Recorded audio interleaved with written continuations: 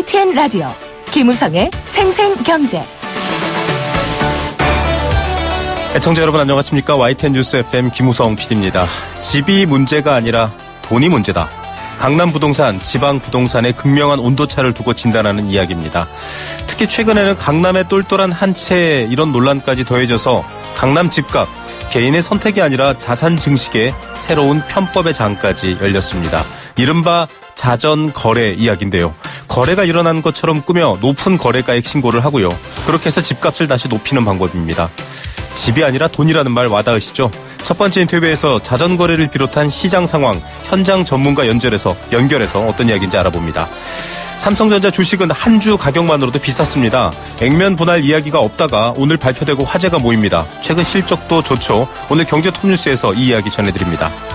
카드뮴, 납, CMIT, MIT, 아이들에겐 절대로 영향을 미치지 말아야 될 이런 유해 성분들이 아이들 제품에서 무더기로 검출됐습니다. 특히 올겨울 강추위로 핫팩 사용하시는 분들 많은데요. 핫팩에서 카드뮴 뿜어낸다고 합니다. 아이들에게 노출되지 않도록 주의하셔야 될 텐데요. 두 번째 인터뷰에서 해당 조사 담당한 책임자 연결해서 이야기 들어봅니다. 경제수사대, 오늘은 불법 사금융 근절을 위한 일제 단속과 집중 신고 기간이 운영된다고 합니다. 이 관련 소식 금융감독원 담당자 연결해서 이야기 들려드리겠습니다. 2018년 1월 31일 수요일 김우성의 생생경제, 지금 함께하는 여러분과 시작합니다.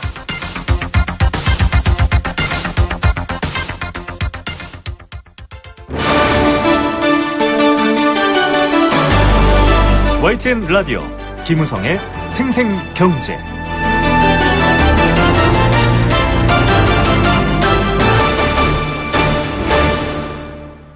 네, 첫 번째 생생 인터뷰입니다. 강남 집값, 그러니 하고 놔두지라고 생각하시는 분들도 있는데 정부는 왜 이렇게 강남 집값 잡는데 많은 힘을 쏟고 있을까요? 알아봤더니 집값을 인위적으로 올리는 자전거래까지도 일어나고 있다고 합니다. 이걸 정부가 좌시하지 않겠다 지금 이렇게 얘기했는데요. 몇 달 사이에 수억 원이 오르기도 하고요. 또 강남 사구를 중심으로 이런 것들에 대한 여러 가지 의심, 거래, 부동산 중개업소도 있다라고 합니다. 이런 것들까지 정부가 집중 조사에 나서겠다라고 하고 있습니다. 반면에 지방은 굉장히 분양 자체가 힘들어지고 있어서요. 분양 취약지구 지정 이야기도 나오고 있는 상황이죠. 이 온도차가 극명한 이유, 무언가 집이 아니라 돈의 문제다라는 이야기 오프닝에서 해드렸는데요. 전문가 연결해서 이야기 좀 들어보겠습니다. 리얼투데이 장재현 리서치 팀장입니다. 팀장님 안녕하십니까? 네, 팀장님 안녕하십니까? 네. 자, 이 자전거래라는 이야기 처음 듣고는 좀 낯설어 하시는 분들도 많았을 것 같은데요. 이 자체는 사실, 최대한 불법적인 면이 없도록, 수를 썼습니다. 일부러 장부상으로도 거래한 것처럼 꾸몄고요. 그 거래 내용이 사실은 신고가 됩니다. 그 신고가 되면 이 신고된 가격을 통해서 부동산 가격을 또 정하게 되는데요. 이 실거래가액이 실제로 굉장히 높게 잡히는 이유, 바로 집값을 높이기 위해서입니다. 사실 이런 이야기들은 이런 자전거래 이야기뿐만 아니라 부동산에서도 많이 하고 있는 일이고요. 또 아파트 자체 이름도 바꾸고 있습니다. 최근 최신 브랜드 같은 것들로 바꾸고도 있죠. 자, 현장 상황 어떤지 현장 잘 아는 전문가 연결해서 이야기 들어봅니다. 장재현 리서치 팀장입니다. 안녕하십니까? 예, 안녕하십니까? 네, 안녕하십니까? 자, 자전거래와 전면전에 나섰다 이런 이야기가 알려지고 있는데 처음에는 이게 무슨 자전거 얘기인가 하시는 분들도 있을 것 같아요. 자전거래 좀 상세히 설명해 주시죠. 예, 일단 그 자전거래는 스스로 계약서를 만들어서 그 거래가 일어나는 것처럼 꾸며가지고 실거래가를 좀 높이 신고하는 게 사실 이제 계약을 취소해서 집값을 좀 인위적으로 올리는 행위인데요. 네. 이게 아무래도 좀 요새 그 강남 집값이나 재건축 아파트 값이 굉장히 많이 오르다 보니까 이런 부분들을 정부가 과열 현상을 부추기는 요인으로 자전거래를 지목했고 네. 단속에 나서겠다 이렇게 지금 발표한 상황입니다. 예, 불법 행위라고 지금 이제 확인해 주셨는데요. 이를테면은 실제 거래가 아니라 서류상 거래를 하되 집값을 굉장히 비싸게 거래되는 것처럼 꾸며서 집값을 높게 한다. 언뜻 보면 이해가 잘 안 되기도 하는데 이런 내용이 이제 뭐랄까요? 신고가 되면 집값이 실제로 높게 책정되는 건가요? 일단은 이제 지금 거래상의 문제라고 보여집니다. 이제 지금 부동산 거래 신고에 관한 법률을 보면 계약 체결 후 한 60일 이내에 신고하도록 되어 있는데요. 네네. 이 신고 문제는 이제 계약이 파기되어도 이 신고 가격이 그대로 남아 있다는 부분이 문제입니다. 그래서 이런 허점을 이용해서 이제 투기 세력 같은 경우에는 이제 시장가보다 높은 가격에 계약을 하고 그 신고한 후에 그 직후 이제 계약을 파기해서 그 통계 자료에는 시거래가가 좀 높게 형성되게끔 만들어 놓거든요. 근데 이거를 한 번은 하는 게 아니고 한 세네 번씩을 해서 최대한 가격을 최대한 올려놓은 다음에 이제 거래를 하는 그런 방법으로 해서 부당이익을 좀 챙기는 사례를 볼 수 있고요. 네. 그러다 보니까 이제 이것을 이제 회전한다 또는 자가 발전한다 이런 뜻에서 이제 자전거래라고 부르고 있습니다. 네. 자가 발전한다라는 뜻까지. 결국은 방금 얘기하셨듯이 이 신고 거래된 여러 가격 기록이 남기 때문에 집값을 올리는 건데 최근에 여러 가지 자산 증식을 놓고서 또 암호화폐 논란도 있었지만 부동산에서 이렇게 이 가짜 거래 기록으로 가격 올리는 거 보면 또 이것 자체도 정부가 좌시하지 않겠다. 암호화폐랑 좀 비슷하게 바라보는 것 같습니다. 물론 엮여 있는 세대는 좀 다른데 이게 문제가 되는 게요. 네네. 집값 올리겠더니 몇 달 사이에 몇 억이 오른다. 이게 가능한가요? 앞서 얘기한 것처럼 이제 자전거래 자체가 스스로 계약을 만들어서 거래를 일어난 것처럼 꾸민 거다 보니까 네네. 실거래를 일단 높게 신고를 해야 됩니다. 근데 한 번에 신고를 높게 하기에는 좀 부담이 되니 네. 거래를 여러 번 통해서 가격을 조금씩 올리는 거거든요. 그래서 흔히 저희가 뭐 강남 1970처럼 그 예전에 그 부동산 거래 방식처럼 사고팔고를 주기적으로 한 다음에 가격을 올리는 방법이라고 볼 수 있는데요. 네네. 이러다 보니까 이제 강남 집값 같은 경우에는 워낙 그 총 금액 자체가 높기 때문에 뭐 한 거래가 두세 번 일어나게 될 경우에는 굉장히 큰 가격이 오르게 되거든요. 그러다 보니까 이제 정부가 강남 4구를 중심으로서 이런 어떤 부동산 자전거래에 대한 의혹에 대해서 집중 조사하겠다고 나선 거고요. 또 이런 부동산 자전거래가 결국에는 이제 강남의 어떤 재건축 가격이라든지 아파트 값을 급등하게 만드는 요인이라고 볼 수도 있는 것 같습니다. 자, 이 자전거래 사실 강남권의 주택 거래가 다른 지역에 비해서는 좀 많다 이런 얘기도 있었던 것 같은데 이걸 어떻게 자전거래인지 이 불법 행위인지 알 수 있을까요? 집중조사한다고 나서긴 한다는데 제대로 밝혀질지 좀 의구심도 있을 것 같은데. 일단은 가장 중요한 게 이제 소유권 이전 등기를 살펴보면 이제 알 수가 있거든요.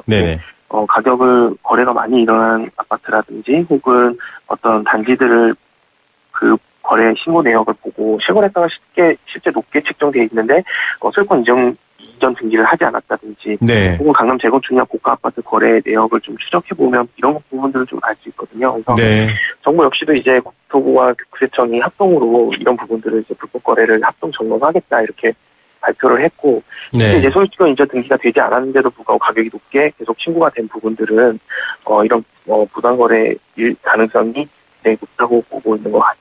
이런 방식으로 또 알아낼 수 있다. 방법이 있긴 하군요. 자, 문제는 이렇게 자전거래에서 단속에 걸려도 현행 부동산 거래법상에서는 뭐 강력하게 처벌할 수 있는 조항이 없다. 이렇게 지금 알려져 있거든요. 이게 지금, 가짜 거래 만들어서 집값을 몇 억씩 뛰게 하고 아예 그런 좀 어떻게 보면은 이 불법으로 자산을 만들어낸 셈인데 왜 처벌이 안 되는 건가요? 일단은 이제 부동산 거래법에 처벌 조항이 없기 때문에 그렇고요. 조항 자체가 없군요. 지난 2006년 부동산 거래법이 제정되고서 이제 국토교통부가 관리를 했었는데 이런 부분에 대해서는 조금 취약했던 것 같습니다. 그래서 정부는 이제 국세청은 이제 자전거래를 통해서 탈세 가능성이 좀 높은 중개업소에 대한 이제 자료를 넘겨받아서 세무조사를 착수할 거다라고 있는데요. 문제는 이제 이런 어떤 부분들이 자전거래를 완전히 막기 위한 부분은 안 되거든요. 그렇기 때문에 이제 정부도 이런 자전거래를 좀 근절하기 위해서 제도 개선을 하겠다 이렇게 지금 얘기해 놓고 있는 상황이고 검토하는 상황이기 때문에 조금 이제 어떤 규제나 단속에 맞는 어떤 법적인 어떤 처벌 조항들은 조금 기다려봐야 될 것 같습니다.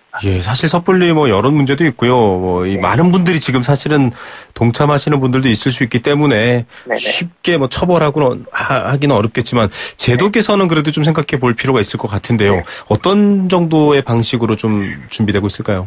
우선 당장은 이제 이 문제가 발생했던 게 이제 실거래 신고 후에 등기 이전이 안 된 것들을 올려놨기 때문에 문제가 생기는 거거든요. 그래서 대법원 등기 정보 시스템과 연계해서 실거래가 신고가 하고 그다음에 소유권 이전 등기가 마치면 실거래가 시스템에 올라갈 수 있도록 일단 우선 해놔야 될 것 같고요.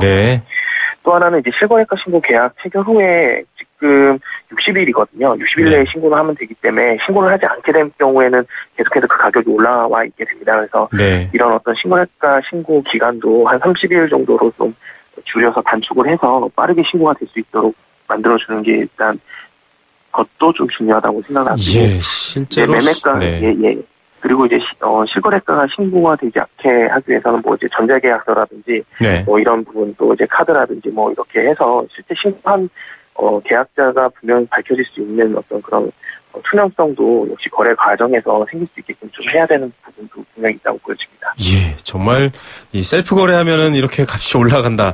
많은 분들이 좀 납득이 안 될 부분인 것 같은데 예, 실제 거래 행위 이 소유권 등기 이전까지도 가능하게 한 뒤에 확인하자 이런 제도 필요할 것 같습니다. 자, 뭐 정부가 이렇게 신경 쓰는 이유도 역시 강남 집값이 어떻게 보면 전체적인 부동산 상승, 특히 재개발 부분들 때문에도 그렇지만은 이런 것들을 좀 이끄는 면이 있다라고 봐서 그럴 것 같은데 끔찍도 안 하고 있습니다. 계속 올라가고 있거든요. 네네. 예, 어떤 상황입니까? 이번 주 한국감정원 자료에 따르면은 서울 아파트 값이 한 0.38% 정도 올랐습니다. 전주랑 비슷하게 올랐고, 또 정부가 재건축, 초과 환수익, 그러니까 재건축 부담금 시뮬레이션을 발표해서 재건축에 투자하지 말라고 이제 경고를 했음에도 불구하고, 강남 집값이, 이번 주에 한 0.93%, 지난주보다 더 올랐거든요. 네. 그래서 이런 감정원 통계만 보더라도 실제 지금 서울 집값은 크게 영향을 받지 않고 있는 상황이고요. 특히 이제 재건축 아파트 같은 경우는 이제 압구정 현대라든지 대치동 음마라든지 반포라든지 이런 어떤 사업 속도가 좀 느려서 당장은 이제 이런 재건축 초과이익 환수제의 영향을 받지 않는 단지들. 네. 그리고 일부 재건축 단지들은 또 작년에 이미 관리 처분을 다 받았기 때문에 이런 어떤 규제안을 또 피해갈 수 있는 단지들 쪽으로 수요들이 좀 몰리면서 이런 풍선 효과가 되면서 이제 강남이라든지 송파라든지 이런 강남권의 집값이 계속해서 올라가고 있는 추세라고 볼 수 있습니다. 예, 많은 분들이 사실은 이 수요 억제론과 또 공급론 여러 해법들이 좀 다른 분들이 있는데 특히 공급론 지지하시는 분들은 그렇게 강남 집값 억제하면 다른 곳으로 풍선 효과 돼가지고 결국 전체 집값이 오른다. 그냥 차라리 좀 더 많이 공급해라 이런 논리시거든요. 지금 상황, 현 상황만 놓고 보면 정부는 일단 약간 억제책을 쓰고 있는데 어떻게 보십니까? 일단은 지금 강남 재건축 아파트 값이 너무 급등을 했기 때문에 가격을 어느 정도 상승률을 좀 안정시키기 위해서 정부가 계속 규제안을 내놓고 있는 것 같고요. 네. 이제 단기 투자라든지 투기 세력들이 많이 몰리면서 이제 강남 재건축 값이 너무 단기간 급등해서 올랐거든요. 네. 이런 문제들을 좀 해결하기 위해서는 실제 이제 공급을 좀 찬성하시는 분들처럼 공급량이 좀 많은 것도 어떤 방법 중에 하나일 수가 있고요. 하지만 이제 아무래도 강남이라는 어떤 특수권, 그렇죠. 특색 있는 어떤 그 주택 주거지다 보니까 이제 규제에도 불구하고 일단 그 특수성 때문에 일단 수요들이 많이 몰리고 그리고 가격이 상승하는 면이 있거든요. 그래서 이런 부분들을 좀 해결하기 위해서는 강남 주변에 있는 공공주택 단지라든지 택지지구라든지 이런 것들을 좀 많이 만들어서 아파트에 대한 공급과 함께 또 서울에 있는 어떤 주요 지역들에 지금 낙후된 지역들에 대한 부분들을 좀 더 이제 개발을 통해서 어느 정도 공급량을 좀 맞춰가는 부분들이 필요하지 않을까 보여지고요. 또 한 가지는 이제 이런 어떤 고가주택들을 보유하게 되면 세제라든지 이런 부분들을 통해서 이제 어느 정도 세금을 좀 걷는 부분도 이런 어떤 단기 투자나 투기 세력들에 대한 부분들을 좀 억제할 수 있는 방법이라고 생각합니다. 예, 사실은 단순하게 일방향으로 움직이는 선로 위의 정책이 아니고요. 굉장히 입체적인 것 같습니다. 공급, 수요, 또 여러 가지 돈의 흐름까지 봐야 되네요. 자, 오늘부터 신 DTI 시행됩니다. 총부채 상환 비율인데 이거 이제 집 여러 채를 빚내서 굴리는 거 못하게 하겠다 이런 취지 같은데 어떻게 보십니까? 일단은 시장에 당분간은 단기적으로 큰 어떤 문제는 생기지 않을 것 같습니다. 왜냐하면 일단 실수요자들이라든지 이제 무주택자들 같은 경우에는 어쨌든 부채 비율, 상환 비율이 크게 높아지지 않았거든요. 그래서 네. 일단은 이제 다주택자들에 대한 부분들은 다주택자들이 조금 피해를 많이 볼 것 같은데요. 특히 이제 문제는 이제 실수요자이면서 주택을 갈아타게 하려는 어떤 수요자들 같은 경우에는 네. 주택 사기가 좀 어려워지면서 이제 자금 여력이 부족한 분들 같은 경우에는 이제 오히려 주택을 살 수 없게 되는 그런 조금 악영향이라면 악영향이 있는데요.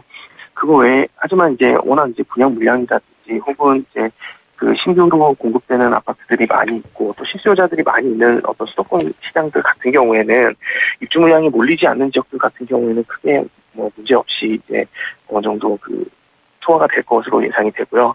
다만 이제 DTI와 함께 지금 입주 물량이 수도권 신규 택지 혹은 신도시에서 많이 몰리고 있거든요. 내년까지 총 74만여 가구 정도가 공급이 되는데 이렇게 공급이 많이 몰리는 지역들 같은 경우에 오히려 이런 FDI라든지 어떤 여러 규제 제도가 이제 들어붙이면서 같이 작용을 하면서 조금 시장이 하향 안정화되지 않을까 이렇게 생각이 됩니다. 예, 하향 안정화가 아무래도 뭐 광범위한 뭐랄까요 차익 실현에 대한 욕구 이런 것들은 좀 잠재워질 것 같은데 문제는 사실은 이렇게 좀 차분하게 만드는데 지방은 냉골이라는 부분인데요. 지금 분양 취약지구 지정 얘기도 나오는 상황이고 네네. 이제 수도권과 지방이 아니라 서울과 비서울 이렇게 나뉠 정도라고 하는데 이 네네. 분양 취약 상황 어떻게 봐야 될까요?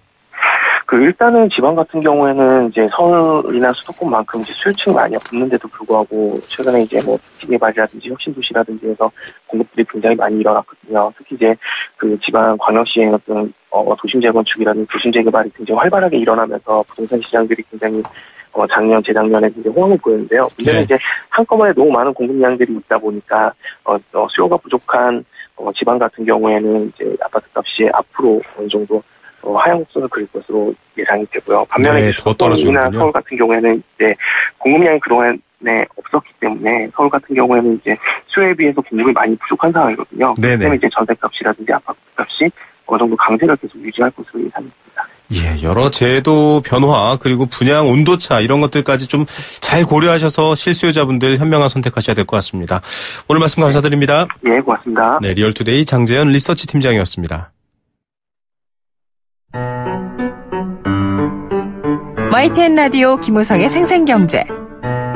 네, 함께 느끼는 우리 경제의 공감사전입니다. 애청자 여러분들께 귀를 활짝 열어둡니다. 부동산 관련 얘기하시면 또 특히 사연 많이 보내주시는데요. 자전거래라는 말도 처음 들었습니다. 스스로 집을 사고 판 것처럼 서류를 꾸며서 집값 올리게 하는 강남 행태 얘기했고요. 반면에 지방 분양은 더 떨어질 수 있다라는 얘기까지 있었죠. 그 관련된 소식들 오늘 공감사전 주제로 여러분께 제시합니다. 여러분들의 의견도 보내주십시오. 제가 함께 공유하고 소개해드리겠습니다. 단문 50원, 장문 100원의 정보 이용료 부과됩니다. 샵 0945번 문자로 참여할 수 있고요. 스마트폰 애플리케이션 예스도 열려 있습니다. 참여해주시면 추첨을 통해서 도심 속 꿈의 놀이터 일산 원마운트에서 워터파크 스노파크 이용권 선물로 보내드립니다. 공감사전 주제 자전거래입니다. 쉽게 말해서 실거래가 허위신고라고 하면 됩니다. 불법행위고요. 계약서를 만들어서 쌍방거래가 일어난 것처럼 꾸밉니다. 물론 여기에서 약간 집값을 더 올려서 거래를 하겠죠. 그 뒤에 계약을 파기합니다. 그렇게 해도 앞서 인터뷰에서 나왔던 것처럼 집값이 등록이 되어 있기 때문에 실거래가 이 집값 시세는 높게 등록이 되는 상황입니다. 정부는 강남 집값을 잡기 위해서 자전거래와의 전면전을 선포한다 이런 얘기까지 나오고 있습니다. 이 정도로 좀 심각하게 받아들인다의 문제인데요. 도대체 이 강남 집값 얼마나 더 오래 높이 끌어올리려고 이러는가라는 생각하시는 또 비강남권 거주자분들도 많을 것 같습니다. 반면에 또 강남에 사시는 분들은 뭔가 다른 생각이 있으실 것도 같은데요. 저희 이 공감사전을 통해서 참여해 주시면 그 의견들도 함께 나눴으면 좋겠습니다. 샵 0945번 단문 50원 장문 100원의 정보 이용입니다. 여러분들의 생각 기다리고 있겠습니다.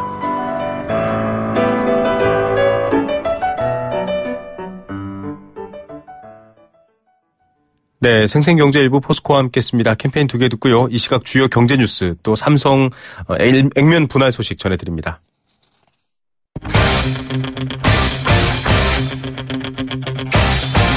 지금 가장 뜨거운 경제 소식. 경제 톱 뉴스.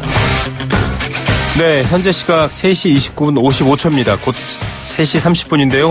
이 시각 주요 경제 뉴스 알아봅니다. 비즈니스워치 김춘동 기자입니다. 안녕하십니까? 네, 안녕하세요. 네, 액면가 5,000원 이렇게 나와 있는데 실제 또 증권 폐지 들어가면 250만 원. 이게 바로 삼성전자 얘기인데 오늘 액면 분할 결정 나온 게 화제입니다. 액면 분할 결정했다고요? 네, 그 액면 분할은 주식의 액면가를 낮추는 걸 말하는데요. 삼성전자가 현재 5,000원인 액면가를 100원으로 낮추기로 했습니다. 네. 이 삼성전자 한 주를 50주로 쪼갠다고 보시면 되는데 주가가 뭐 현재 지금 250만 원 정도인데 이게 한 5만 원대로 떨어지고요. 대신에 주식 수가 50주로 늘어나는 겁니다. 네. 이 삼성전자가 액면 분할을 한 건 이번이 처음인데 온 3월 23일로 예정된 이 정기 총 안건으로 상정이 돼서 최종 결정될 예정이고요. 그래서 실제 액면 분할 시점은 5월 정도가 될 것 같습니다. 이 삼성전자의 액면 분할은 말 그대로 전혀 예상하지 못한 전격적이고 파격적인 결정이었는데 네. 이재용 부회장의 옥중 결단이다 뭐 이런 관측도 좀 나오고 있습니다. 예, 사실 뭐 한 주당 250만 원 이러면 뭐 한 주 사는 것도 어려운 분들 많으실 텐데 액면 분할의 효과가 궁금합니다. 이렇게 액면 분할하면 어떤 효과가 생기게 되나요? 네, 뭐 가장 기본적으로 주식 가치를 좀 높일 수가 있는데요. 그동안 말씀하신 말씀하셨다시피 삼성전자 주가가 너무 고액이다 보니까 이 개인들은 좀 투자가 힘들었습니다. 네. 예, 그런데 주가가 5만 원 수준으로 좀 떨어지면 진입 문턱이 낮아지면서 더 많은 개인들이 삼성전자 주식에 투자를 할 수 있을 것으로 보입니다. 네. 주식 수가 많아지는 만큼 이 유동성 확대에도 좀 도움이 되고요. 네. 삼성전자는 최근에 배당을 좀 대폭 늘리고 자사주 매입 같은 이 주주가치 제고 정책을 좀 적극적으로 추진을 하고 있는데 이런 혜택을 개인들도 좀 함께 누릴 수 있게 된 겁니다. 네네. 삼성전자는 그동안 국내 주식시장에서 황제주로 꼽혔는데 네. 이제는 이제 국민주로 좀 재탄생하게 될 것 같습니다. 네. 이 효과로 오늘 삼성전자의 주가가 장중한 때 9% 가까이 좀 오르기도 했습니다. 예, 자 황제주가 이제 국민주가 된다 이런 맥락에서 이해하시면 될 것 같고요. 저희가 이 추세 보고 내일 또 관련 인터뷰 전문가와 함께 준비해 보겠습니다. 자 앞서도 저희가 부동산 관련 소식들 얘기했지만 신DTI 시행되는데요. 세부적으로 구체적으로 어떻게 시행되는지 좀 알려주시죠. 네, 신DTI는 기존의 DTI는 주택담보대출을 추가로 받을 때 기존 대출의 이자만 이 DTI에 반영을 했는데요. 새로운 DTI는 대출 이자는 물론 이 원금까지 포함한다고 보시면 됩니다. 그러면 이미 주택담보대출을 받은 상태에서 추가 대출이 좀 어려워지거나 이 대출 한도가 좀 크게 줄어드는 효과가 있게 되는데요. 네. 가령 연봉이 6천만 원인 차주가 연 3% 20년 분할 상환 조건으로 2억 원의 대출을 지금 이미 가지고 있는 상태에서 집을 더 한 채 사려고 대출을 받는다고 치면 과거에는 1억 2천만 원을 더 빌릴 수가 있었는데 이제는 5,500만 원밖에 빌리지 못하게 되는 겁니다. 소득 기록을 산정하는 기간도 1년에서 2년으로 더 늘렸는데 차주의 소득이 1년간 일시적으로 늘어난 그런 착시 현상을 좀 막겠다는 취지로 좀 보시면 될 것 같습니다. 네. 자, 대출 한도가 무조건 줄어드는 건 아니고 또 늘어나는 분들도 있죠? 네, 청년층이나 신혼부부의 경우에는 이 장래 소득이 좀 더 늘어날 수 있는데 이것을 은행에 증빙을 하면 새 DTI로 계산했을 때 대출 한도가 더 늘어나게 됩니다. 이 금융위원회는 당초에 증액되는 한도 폭을 10%로 좀 제한할 예정이었는데요. 은행권에 스스로 이 증액 한도를 좀 정하도록 해서 더 상황에 따라서는 더 대출이 더 늘어날 수도 있습니다. 또 기존의 주택담보대출의 금액이나 은행의 변경 없이 단순히 만기 연장을 할 때는 신 DTI를 좀 적용하지 않도록 했고요. 또 이사와 입주 시기가 달라서 일시적으로 주담대를 이 2건 보유하게 되는 차주도 이 적용 대상에서 좀 제외를 했습니다. 네. 자, 금리가 연 3% 미만인 가계대출이 줄었다. 결국은 좀 이자 부담이 커진 건가요? 네, 한국은행에 따르면 신규 취급액 기준으로 지난달 금리가 연 3% 미만인 가계대출의 비중이 이 전체 대출의 16%로 한 달 전보다 4.7%포인트 하락했습니다. 지난해 30%와 비교하면 거의 절반 수준으로 떨어진 건데요. 한국은행이 최저금리 수준을 유지하던 시기에는 3% 미만의 이자만 내고도 이 대출을 받는 일이 흔했습니다. 2016년 8월에는 이 비중이 75%를 웃돌기도 했는데요. 그런데 최근에 경기가 나아지고 미국을 중심으로 각국 중앙은행이 기준금리 인상에 나서면서 이제 금리 3% 미만 대출은 좀 갈수록 좀 없어지고 있는 겁니다. 네, 이자 부담 커지겠네요. 네, 과거에는 대출을 받더라도 이자가 싸서 그만큼 부담이 덜했는데 이제는 좀 상황이 달라졌습니다. 실제로 지난달에 연 3%에서 4% 미만 금리가 적용된 가계대출 비중이 68%를 웃돌았고요. 4에서 5% 미만 가계대출 비중도 10%를 기록하면서 2014년 9월 이후에 처음으로 두 자릿수를 기록했습니다. 대출 금리가 1에서 2%포인트나 더 오른 건데 네. 가계부채가 좀처럼 꺾이지 않고 있는 상황에서 금리가 계속 오르고 있어서 이 취약계층을 중심으로 부실 가능성도 그만큼 커지고 있습니다. 예, 부실 가능성 참 걱정입니다. 산업 생산과 투자가 두 달째 증가하고 있네요. 네, 통계청에 따르면 지난해 12월 전체 산업 생산이 전달보다 0.2% 늘었습니다. 11월 1.3%에 이어서 이 두 달 연속 좀 증가세를 이어간 건데요. 다만 이 완성차를 비롯한 광공업 생산이 전달보다 0.5% 줄면서 이 회복세가 좀 주춤하는 모습이었습니다. 설비 투자는 이 반도체 제조용 기계를 중심으로 기계류 투자가 늘면서 8.9% 늘었고요. 이 반면에 소비를 뜻하는 소매 판매는 전달보다 3% 감소했습니다. 2011년 2월 이후 6년 10개월 만에 감소폭이 가장 컸는데 승용차 같은 내구재, 리복 같은 준내구재의 소비가 좀 모두 줄었는데 11월 달에 소비가 좀 워낙 좋았던 탓에 기저효과가 좀 컸다고 합니다. 네. 지난해 연간 전체로 보면 어떻습니까? 전반적으로는 이 완만한 상승세를 유지하긴 했는데요. 아주 좋지는 않았습니다. 지난해 산업 생산은 전년보다 2.4% 늘었는데 서비스업 생산이 2.5% 늘었고요. 광공업 생산은 반면에 0.6%에 그쳐서 전년도보다 좀 증가폭이 낮았습니다.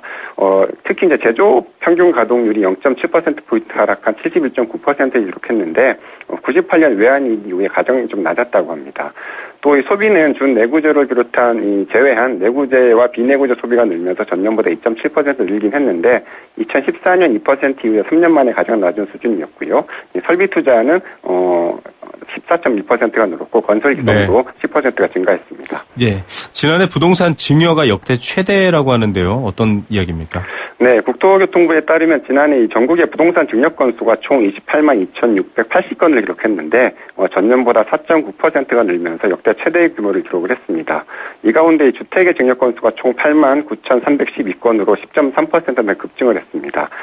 지역별로 보면 지난해 세종과 함께 집값이 가장 많이 오른 서울의 주택 증여 건수가 총 14,860건으로 10.2% 늘었고요. 네. 주택은 물론이고 비주거용에 대한 증여도 좀 큰 폭으로 늘면서 이 증여 대상이 주택에서 상가 등의 이 상업용 부동산으로 다양화되고 있는 것으로 그렇게 집계가 됐습니다. 예, 정부가 부동산을 쌍심시켜고 보고 있으니까 그런가요? 이렇게 증여 많이 늘어난 이유 어떻습니까? 네, 맞습니다. 이 다주택자를 비롯한 부동산 규제가 강화된 영향이 큰데요. 최근에 2, 3년간 강남 집값이 계속 오른 데다가 지난해 파리 부동산 대책 이후에 강남을 비롯한 투기 지역 내 양도소득세 중과가 곧바로 시행이 되면서 이 집을 다른 사람에게 팔느니 차라리 자식들에게 사전 증여를 하겠다. 이런 사례가 좀 늘고 있는 것으로 풀이가 됩니다. 네. 실제로 이 파리 부동산 대책 이후인 10월부터 12월까지 증여 건수가 좀 급증을 했고요.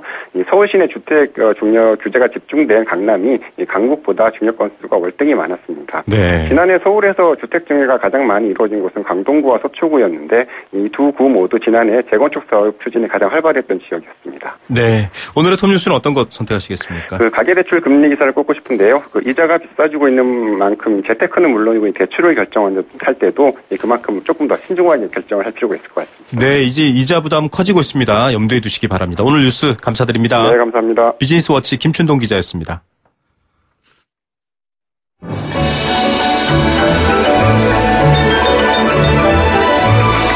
오늘의 경제를 들여다보는 시원한 창.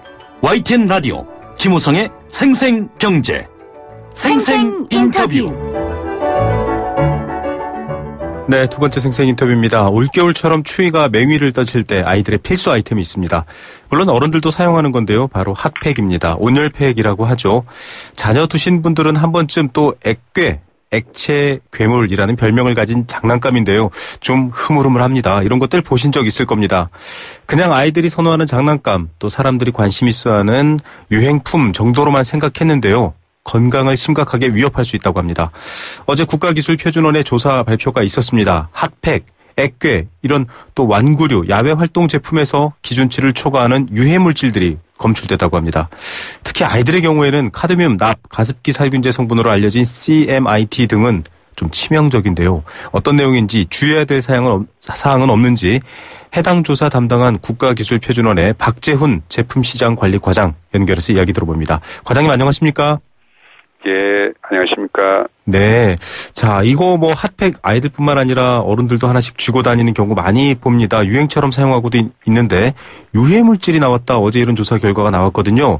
어떤 조사들 진행하신 건가요? 예, 이번에 조사한 품목들은 저희들이 작년 10월, 12월에 걸쳐서 어린이용 온열팩, 2단 침대, 바닥 매트, 완구 등 어린이 제품 329개 제품에 대해서 안전성 조사를 실시하였습니다. 네. 구체적인 품목들은 뭐 앞으로 뒤에 좀 얘기하겠지만 한 329가지 정도의 제품을 조사를 하신 건데 어떤 유해성 부분을 조사하신 건가요? 예, 저희들이 현재 산업자원부에서 운영 중인 어린이 제품 안전 특별법에서 관리하는 품목들에 대해서 네. KC 안전 기준이 있습니다. 네네. 그 KC 안전 기준 해당 안전 기준에 따라서 네. 카드뮴, 납 등 중금속 그리고 페탈레이트계 가소제, CMIT 등 유해 화학 물질과 내구성 등의 물리적 특성에 대해서 조사를 하였습니다. 네, 이런 것들이 아까 말씀하신 것처럼 일단 기준 법이 있기 때문에 그 법을 지키고 있는지 조사하신 거군요. 예, 그렇다고 할 수 있습니다. 예. 뭐 지금 조사 항목 얘기하시면서 나온 말만 좀 들어도 무섭습니다. 좀 걱정스러운데 카드뮴, 납 뭐 이런 것도 굉장히 위험하죠. 조사 결과도 좀 걱정스럽다. 어제 보도들도 조금 나왔습니다만 조사 결과 좀 자세하게 말씀 부탁드리겠습니다. 예, 조사 결과에 대해서 좀 설명드리면 네. 어린이용 온열팩은 최고 온도를 초과하여 저온 화상의 위험이 있거나 네. 피부에 직접 접촉하면 표면에 카드뮴, 페탈레이트 흑의 가소제의 기준치를 초과한 제품이 확인되어 리콜 명령하였습니다. 네네. 그리고 일부 2단 침대에서는 상단의 안전 울타리가 파손 또는 분리되어 리콜하였으며 요즘에 층간소음 방지를 위해서 가정에서 많이 사용되는 바닥 매트 일부 제품은 네네. 폼 아마이드 기준을 초과하는 제품이 확인되었습니다. 그래서 이 또한 리콜 조치되었습니다. 네. 그리고 이외에도 어린이 면봉은 일반 세균 기준치를 초과하였고, 그리고 어린이들이 많이 사용하는 핑거 페인트, 액체 괴물 등 완구 32개 제품에서 네. 프타레이트계 가소제, 납 등 이 기준치보다 초과되어 리콜하였습니다. 그리고 네. 일부 완구에서는 CMIT, MIT 방부제가 기준치를 초과했습니다. 참고로 네네. CMIT, MIT 방부제는 가습기 살균제 사건 이후 액체를 포함하는 완구, 점토, 찰흙 등 학용품에서 전면 사용 금지토록 저희 안전기준이 작년에 개정되었습니다. 네. 아니, 지금 뭐 들어봐도 침대부터 시작해서 여러 가지 이 제품에서 아이들이 만지면 안 되거나 아이들에게 노출되면 안 되는 것들이 굉장히 많이 나와서 걱정인데, 이런 제품들 상식적으로 아이들에게 팔아서도 안 되고 또 이런 제품을 만들어서도 안 되겠지만 일단 이렇게 조사 결과 발표됐는데, 그럼 이제 조치는 어떻게 됩니까? 뭐 리콜 이러면 보통은 가져가서 수리해서 돌려주고 이런 개념으로 이해하시는 분들이 많을 것 같아서요. 어떤 조치가 구체적으로 취해지나요?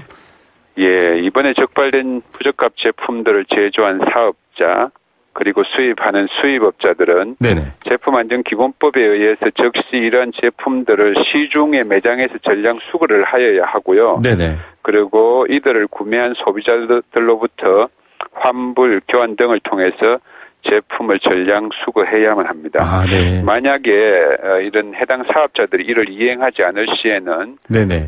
제품안전기본법에 의해서 3년 이하의 징역 또는 3천만 원 이하의 벌금에 처해질 수도 있습니다. 예, 이런 부분들 지금 이렇게 제대로 수거되고 있는지도 참 걱정인데요. 지금 이런 강력한 조치에 대해서 좀 제대로 결과가 있었으면 좋겠다라는 바람이 있을 것 같습니다. 부모들이 불안해할 것 같은데요.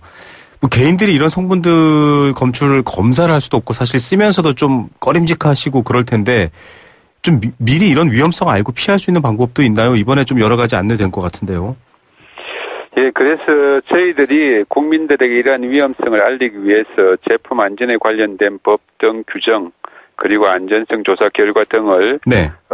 수시로 제품 안전 정보센터 사이트에 공개를 하고 있습니다. 네. 제품 안전 정보센터 사이트는 safetykorea.kr을 치고 들어가시면 되겠습니다. 또한 저희들이 리콜 제품 알림이 앱을 무료로 배포하여 이 앱을 통하여 소비자분들은 리콜 제품에 해당되는지 여부를 검색하실 수도 있습니다. 네. 그리고 제가 소비자분들께 조금 부탁드리고 싶은 말씀은 네네. 소비자분들께서 시중의 유통제품 중에서 네. 불법 불량 제품으로 의심되는 제품을 하시는 경우 네네. 국민신문고 그리고 저희들이 운영하는 제품안전정보센터 등을 통해서 신고를 해주시면 네. 정부에서 조사를 해서 제품 리콜 명령 그리고 또는 제품 개선 조치 등을 취하도록 하겠습니다. 예, 역시 또 사용하시는 분들이 좀 관심 갖고 이렇게 신고해 주시는 것도 중요하다라는 얘기까지 덧붙여 주셨고요. 리콜 제품 알림이 앱이 있다고 합니다. 설치하시면 문제가 되는 제품들 확인도 가능하고요. 또 이런 것들 좀 알려주는 기능도 있는 것 같습니다. 게다가 제품안전정보센터 safetykorea.kr 들어가셔서 여러 가지 정보 확인하시는 게 좀 필요할 것 같고요. 앞서도 막연하게 좀 걱정되는 얘기만 했지만 사실 뭐 CMIT는 가습기 살균제 사건 때문에 워낙 국민들한테 많이 알려져 있고요. 카드뮴, 납 이런 게 나와서 뭐가 안 좋지 정도로만 생각하실 것 같은데 좀 위해성이나 걱정되는 부분 이번 조사 결과에 나왔는데 좀 간략하게 한번 그 안 좋은 점들 좀 얘기해 주시죠. 예, 말씀해 주셨듯이 가습기 살균제 사건 이후 널리 알려진 CMIT, MIT 경우에는 호흡기를 통해서 흡입할 경우 네. 폐 손상에 심각한 우려가 있으며 네. 그리고 카드뮴, 납 등의 경우 체내에 축적되면 심각한 질병 등을 일으키는 유해물질로서 소비자들의 각별한 주의를 요합니다. 네. 따라서 소비자분들께서는 위험성이 확인된 리콜 제품 사용을 금지하시고 네네. 주위의 불법 불량 제품 신고에 동참해 주시면 감사하겠습니다. 예, 카드뮴 같은 경우에는 어린이 학습 능력 저하 우려까지 나온다고 하는데요. 이 온열팩 최고 온도 70도도 초과됐지만 카드뮴까지 나온다고 합니다. 날씨 추울 때 아이들 좋아하는 이 온열팩 하나 쓸 때도 좀 정보 확인해 보시는 지혜 소비자 여러분들께도 필요할 것 같습니다. 과장님 오늘 말씀 감사드립니다. 예, 감사합니다. 네, 산업통상자원부 국가기술표준원 박재훈 과장이었습니다.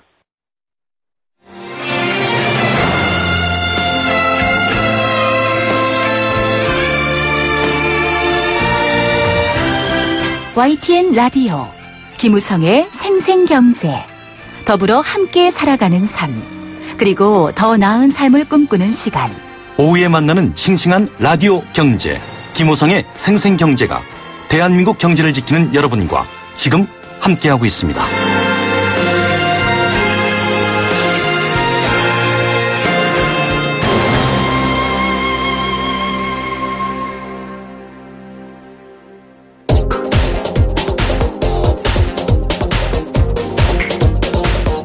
네, 매주 수요일 안전한 금융생활을 위해서 여러 가지 정보 전달해드리는 시간이죠. 금융감독원과 함께하는 경제수사대 시간인데요. 오늘도 관련 내용 전해드리겠습니다. 불법 금융대응단의 최종천 수석조사역입니다. 안녕하십니까? 예, 안녕하십니까? 네. 자, 불법 사금융 근절을 위한 일제 단속, 집중 신고 기간 운영하게 된다고요? 어떤 내용입니까? 예, 그렇습니다. 네. 이 배경이 어떻게 되는 건가요? 예, 먼저 고금리 대출 시장에 대해서 간단히 말씀드리겠습니다. 네네. 고금리 대출 시장은 신용 위험이 높고 상환 능력이 비교적 낮은 저신용 취약계층을 대상으로 높은 금리를 부과하는 시장입니다. 네.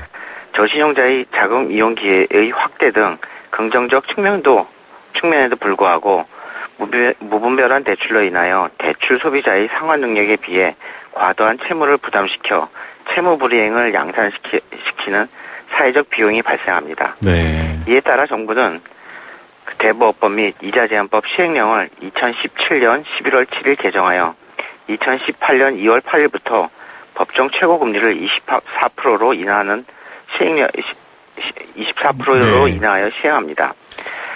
최고금리 인하에 따라 최대 293만 명의 저신용 차주가 연간 1.1조 원의 이자 경감 혜택을 누릴 것으로 추정하고 있습니다. 네. 다만 금리 인하에 따라 저신용 취약계층이 자금 이용 기회가 축소되는 등 부작용이 우려되어 정부는 2018년 1월 11일 국무총리님 주재로 회의를 열고 네. 최고금리 인하에 따른 범부처 보완 방안을 마련하여 확정하였습니다. 네. 이에 따라 정부는 2018년 2월 1일부터 4월 30일까지 3개월간 불법 사금융 피해 일제 신고 기간 및 집중 단속 기간을 운영할 계획입니다. 예, 저희가 안전망 대출 때도 소개해드렸습니다만 이자를 낮추는 대신에 또 대출을 받기가 깐깐해집니다. 이 시기를 틈타서 불법 사금융 고리로 아주 나쁜 형태의 대출이 있을까봐 단속한다라는 얘기인데 예, 신고 기간, 신고 대상 어떻습니까? 예, 집중 신고 대상은 대부업법상 등록을 하지 않은 불법적 대부업 영위와 2018년 2월 8일부터 적용되는 법정 최고금리 연 24%를 위반하는 불법 사금융업자 및 등록 대부업자의 대부행위, 네. 폭행, 협박, 심야, 방문 전화 등 불법 채권 추심행위, 네.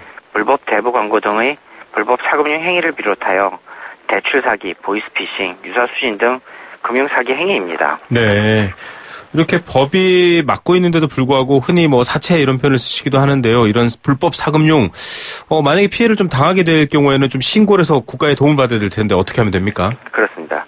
불법 사금융 신고 대표 전화번호는 금융감독원은 국번 없이 1332번, 경찰서는 112번 및 지방자치단체, 서울의 경우는 120번입니다. 네. 아울러 금융감독원, 경찰청 홈페이지 및 모바일 금융감독원 앱에서도 손쉽게 신고할 수 있습니다. 네. 접수된 신고 내용은 종합 분석하여 관계기관에 수사를 의뢰하고 피해자 상담 및 법률 지원 등의 구제 조치를 즉시 시행합니다. 피해자가 안심하고 신고할 수 있도록 익명조서 작성 등을 통해 신고자의 정보 노출을 방지하고 네. 신고자에 대한 신변 보호 조치를 병행할 예정입니다. 네.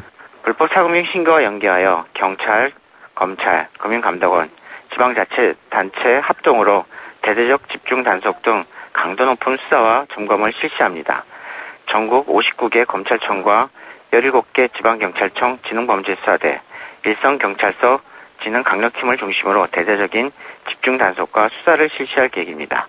또한 불법 대부 행위 등에 대해 지자체의 단속, 금융감독원 검사를 병행하고 불법 대법 소득과 자금 원천에 대한 세무 조사도 실시할 계획입니다. 네, 불법 사금융 하시는 분들에 대해서도 불법 행위 조사하지만 그 돈이 어디서 나왔는지까지 살펴본다고 하니까 이 기회에 좀 서민들 울리는 짓은 안 했으면 하는 바람이고요.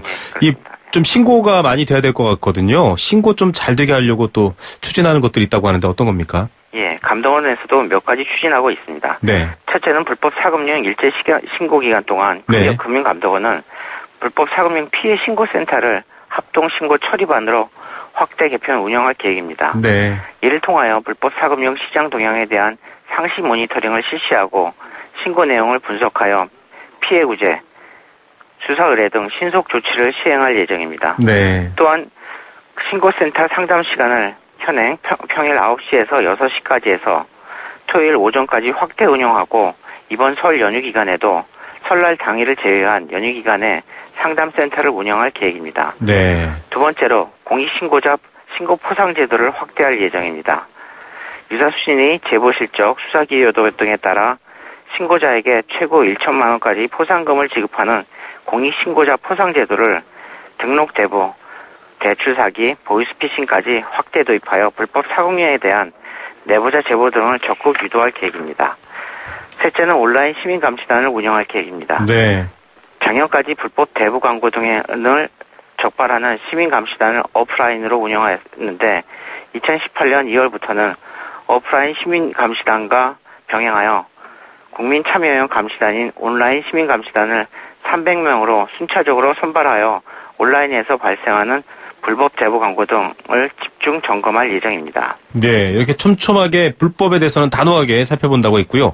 자, 그래도 뭐 대부업 형편상 이용하셔야 되는 분들이 있거든요. 이런 것 좀 신경 쓰십시오라고 유의사항 알려주십시오. 예. 대부업체 이용 시 고금리 불법 채권 추심 등의 불법적인 피해를 예방하기 위해서는 반드시 등록 대부업체인지를 확인하셔야 합니다. 네.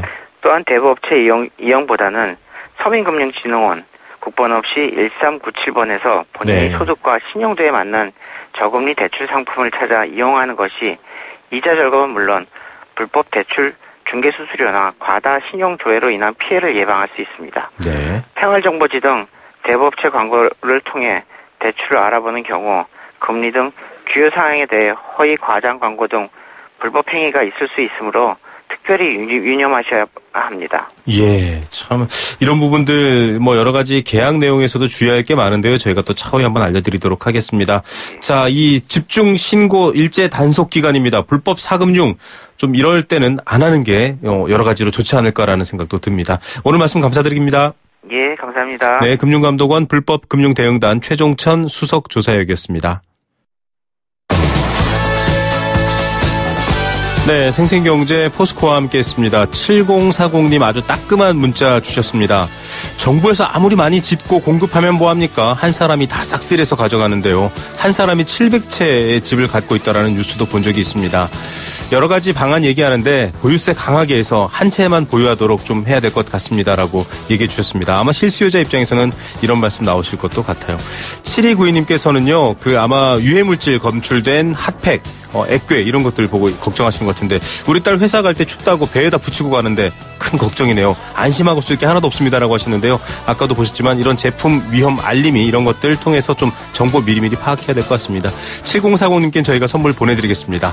내일 오후 3시 10분에 힘이 되는 경제 얘기로 다시 찾아옵니다. 김우성의 생생경제였습니다.